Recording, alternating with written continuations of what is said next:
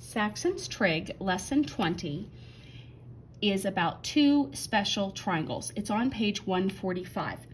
Now these two triangles I would have in my notes and reference them quite frequently until I get them memorized. They're not super hard to memorize, but they are a touch tricky at the beginning as you're memorizing them, at least from what students tell me. So, the two special triangles they're based on right triangles, and the one is 45, 45, 90 degrees.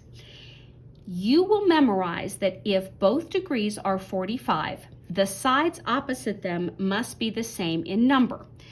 They will be 1. And if you Pythagorean theorem to get the root, that's 1 squared plus 1 squared, and so that equals 2, and then to undo the squared part, you get that it's square root of 2. So this is the memorized 45, 45, 90 triangle. The legs are 1s, the hypotenuse is 2. The next one is also on a right triangle. One of your degrees is 60 and the other is 30. So opposite the 60 is always a root 3. Opposite the 30 is a leg of 1. The way I drew them, that should be backwards, but anyway, it's neither here nor there. And the hypotenuse, again, if you Pythagorean theorem it comes out to be 3 plus 1 is 4, square root of 4 is 2. So I also have a help in knowing that in my two special triangles, the hypotenuse has something to do with 2. And if I can remember that this one has the same legs because it's 45 doubled up, that helps me remember this one has the root, this one is the plane 2. I also use the fact that 60 is larger than the 30, so the number opposite it, I realize the square root part is not larger, however the 3 is larger than a 1, so my larger degree goes with my larger number, but obviously has the root around it, which makes it small, and 30 has the 1. If you can remember any two pieces, if you forget the third part in your memorization, go through Pythagorean theorem to find it. Now, why do we have these two triangles? We use them as a reference point in so many applications coming up in the book. You will definitely get these memorized. Other books go through providing you with a chart. It's a circular chart and it lists all of these going around. Sometimes standardized tests give that same piece of a chart and ask you to use it. But in this book, and again, I know that a lot of students use their calculator. I will always use the reference triangles when I'm doing your examples and in your homework, so that you should be doing that as well, not just relying on your calculator to spit this stuff, the answers out. The book does not want, as you see, this is going to be in decimal, this is going to be in decimal. The book doesn't want your answers in decimal. It wants it in the actual fractional format or answers that have these roots in them. All right, so let's get to what exactly they're going to ask you to do.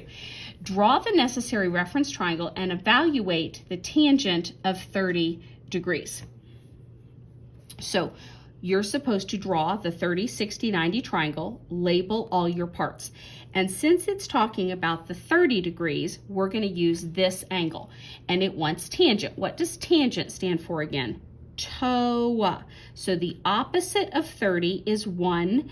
The adjacent to 30 is root 3. So the answer for tangent is 1 over root 3. However, we don't want radicals in our denominators, so we fix it by multiplying by the root 3 top and bottom, because that's like multiplying by 1, does not change the value.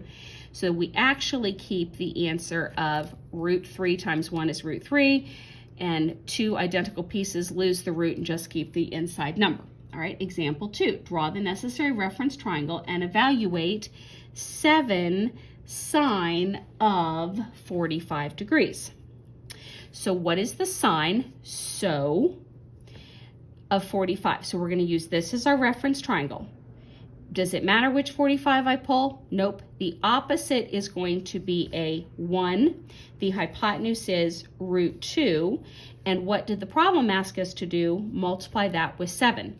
7 times 1 is 7. root 2. Can't keep that in the bottom, so we fix it, giving 7 root 2 over 2 as the answer.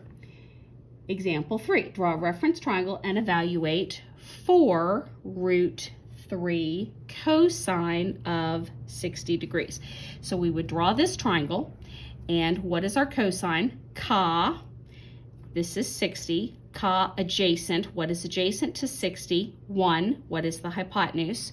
2, and what do they want that multiplied by? 4 root 3 implied over 1. So instead of straight multiplying, I recognize that this 2 and this 4 will reduce by 2, so that just saves me having to reduce later. 2 root 3 times 1 makes no change. 1 times 1 is 1, don't even need it, so I just box our 2 root 3.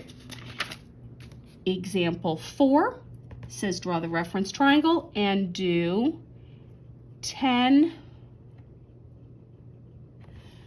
over, the way they wrote that one, it's a little bit, root 5 tangent 45 is what they mean there, even though they wrote that as a slashed bar. So we're going to basically find our tangent, TOA.